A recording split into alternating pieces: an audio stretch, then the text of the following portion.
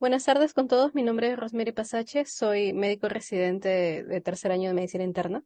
El día de hoy vamos a conversar sobre el pie diabético infectado en cuanto a su abordaje.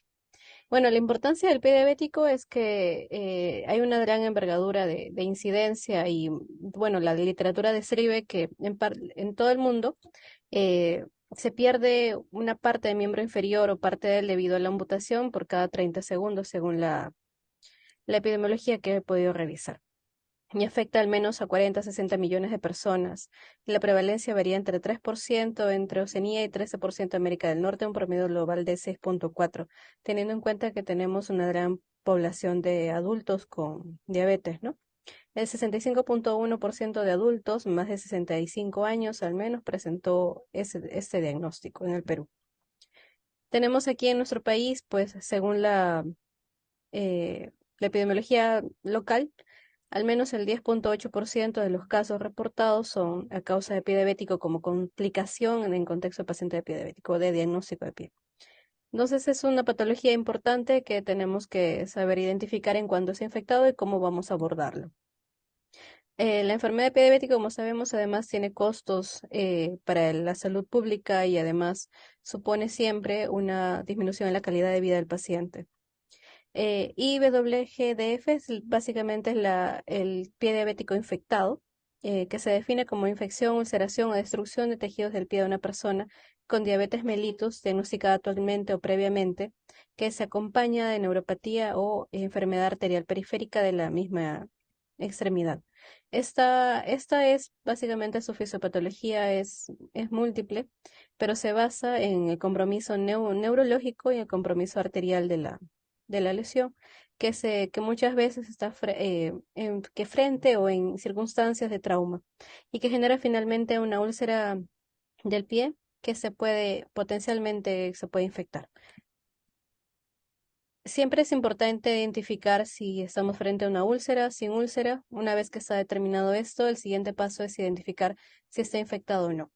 A su vez, tenemos que determinar si estamos frente a una enfermedad arterial periférica y en qué envergadura está para decidir posteriormente si se va a si tienes criterios de revascularización, amputación o solamente, o amputación, ¿no? Una limpieza en dependencia de la lesión que tengamos enfrente. La escala que se recomienda actualmente para este tipo de decisiones es la escala de Wi-Fi. La escala de Wi-Fi determina básicamente el tipo de atención, si puede ser ambulatoria, procedimiento quirúrgico o vascular, y saber si estratificar el riesgo de la amputación y el beneficio de la revascularización que va a tener ese paciente finalmente. La otra clasificación que tenemos es la clasificación de Wagner, sin embargo, esta no contempla como Wi-Fi la clasificación de la posibilidad de infección, ¿no?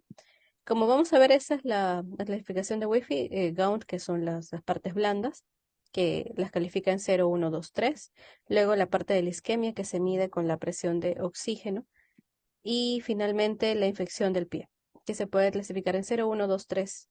Y esa da la gravedad, ¿no? Mientras vamos subiendo. Si vemos que la 3 ya estamos frente a un cuadro de sepsis, ¿no? Bien, como para hacer hincapié, básicamente la escala Wi-Fi es para orientar en la estimación de riesgo de la amputación y beneficio potencial de la revascularización. Y se basa en la clasificación de ITSA y del Comité de Pie Diabético Infectado.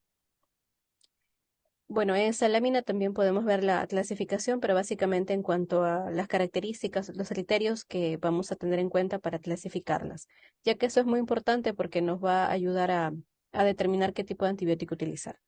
Este es un flujograma que resume todo lo que he mencionado en las diapositivas anteriores. Lo simplifica, pues básicamente un paciente con pie diabético tenemos que saber si estamos enfrente a una patología neuropática o enfermedad arterial o ambas, y de acuerdo a eso determinar según la escala de Wi-Fi qué más vamos a proceder.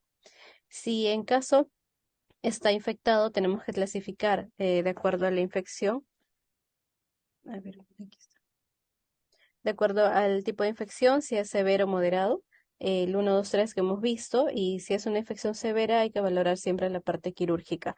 Tener en cuenta siempre que si la guía sí recomienda utilizar los cultivos, sin embargo, da una características de la flora que se detecta en esta guía. Sin embargo, hay estudios actuales, que ese es el que muestro aquí, que fueron, este de aquí fue realizado en el Hospital Edgardo Rebagliati, que se encontró una alta incidencia de bacterias tipo enterobacterias, y en siguiente lugar tipo MRSA.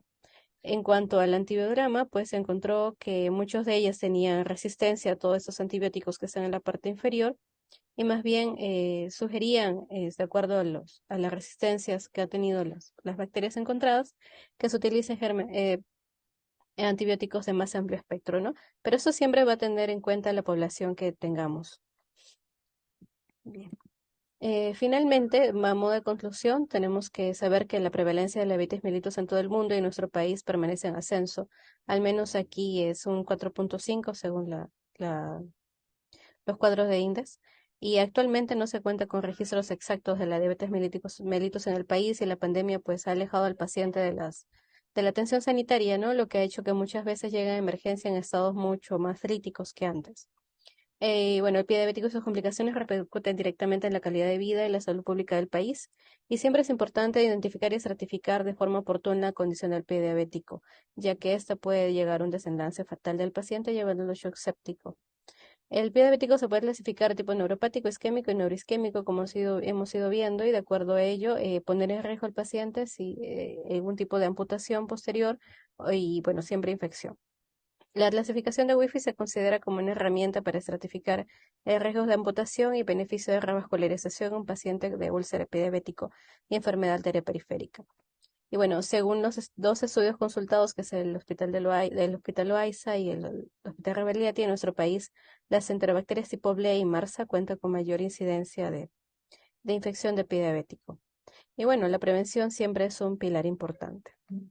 Eso es lo que traje para conversar el día de hoy y para presentarles y el día de hoy, ya que siempre es importante el abordaje correcto del paciente con pie diabético. Muchas gracias.